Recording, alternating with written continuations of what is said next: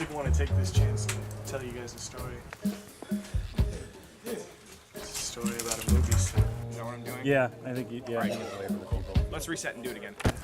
It wasn't a very good movie set, but it was our movie set. Hey friends, we shot Then There Was Joe over the course of 24 days, 12 hours a day, all cooped up together in my parents' house. You would almost think that happened in real life. We're about to shoot scene 79, take 1. So I want to take this time to introduce you to our director of photography. His name is Charles Leisenring. 3 weeks ago, I was homeless. Now, I'm here making pictures.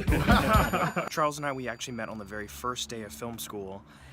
He was the first person I met, and we've been best friends ever since. DPing Joe was one of the most fun and challenging experiences of my life. It was fun because Joe is a project that I love and believe in, and Justin is a director that I think is an incredibly talented person. He's also a talented writer and a talented actor, and just one of the nicest guys you're ever gonna meet in your entire life.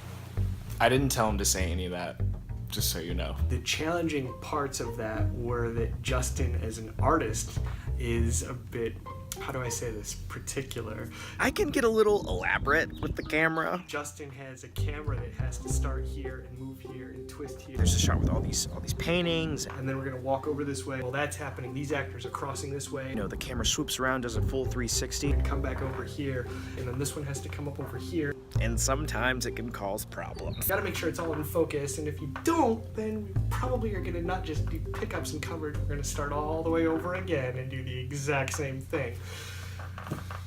There's a shot in the film that's a 4.5 minute unbroken take.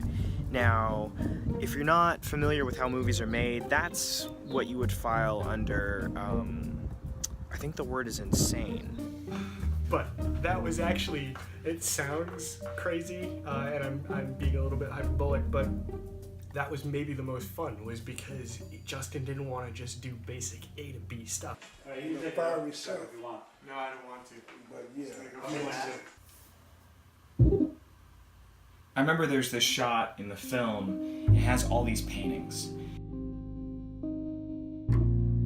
It was incredibly difficult to pull off. It took 2 hours to set up on set one day, and I was getting really, really frustrated. At one point, I wanted to give up, so I turned to Charles and I said, man, I think we're gonna have to simplify this. We may have to come up with a new plan. How you like him, little bro? Oh, hey. And Charles looked at me and he was like, no, we've come this far, we will prevail. This shot is in the movie because of Charles and his brilliance in executing it. So, ladies and gentlemen, that's just a brief introduction into our director of photography, Charles Leisenring. And whenever you get to see Then There Was Joe in a theater near you, Charles might be there.